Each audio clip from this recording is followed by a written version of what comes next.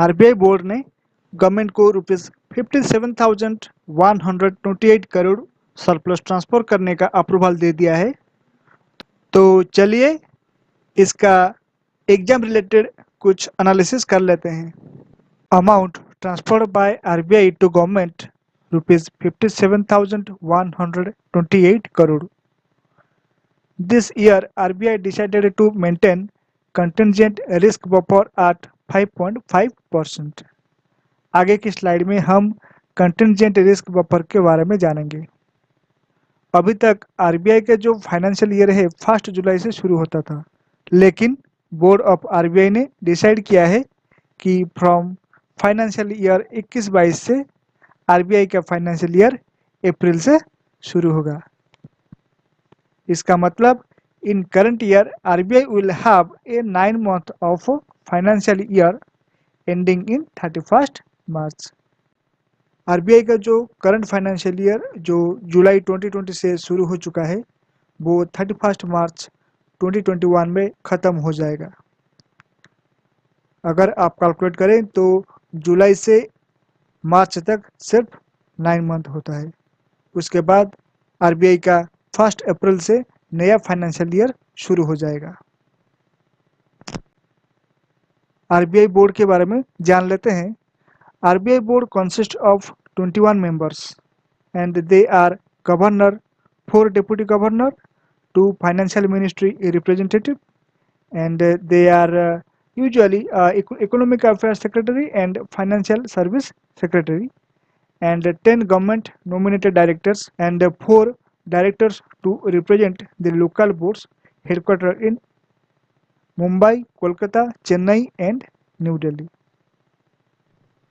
As on 2020, RBI Governor Shaktikant Das, Deputy Governor BP Kanungo, Mahesh Kumar Jain and Mitchell Debabrata Patra.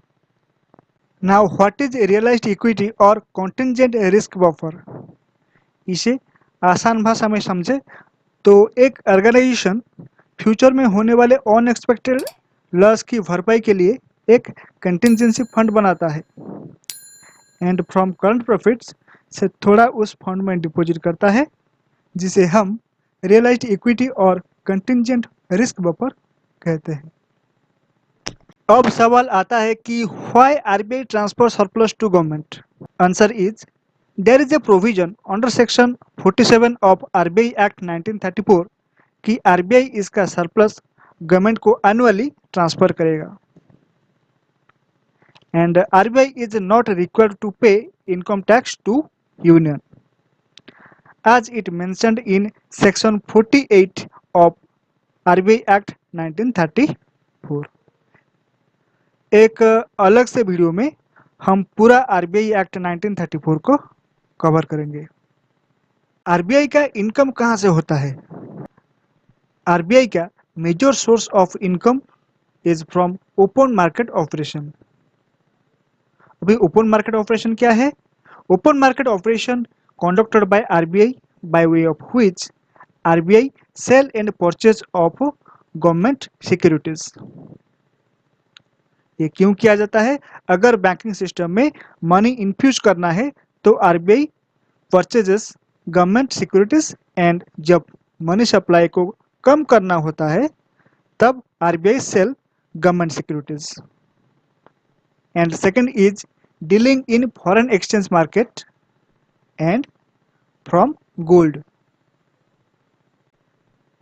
Last year means financial year 2018-19 में surplus transfer को लेकर RBI and union government आमने सामने आ गए थे and इस issue को solve करने के लिए आरबीआई ने एक पैनल बनाया था under farmer RBI governor Bimal Jalan on economic capital framework।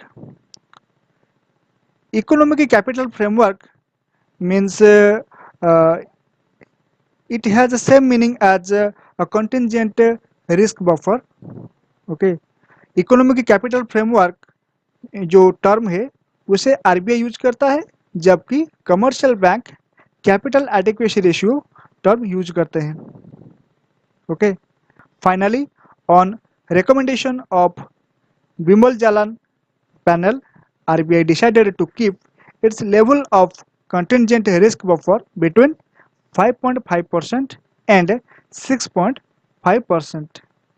इससे पहले आरबीआई का कंटिजेंट रिस्क बफर 6.8% हुआ करता था।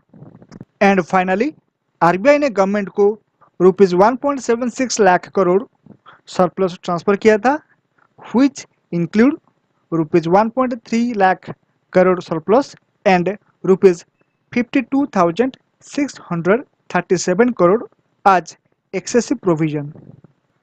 Last year and this year RBI ने कंटिजेंट रिस्क बफर 5.5% मेंटेन किया हुआ है।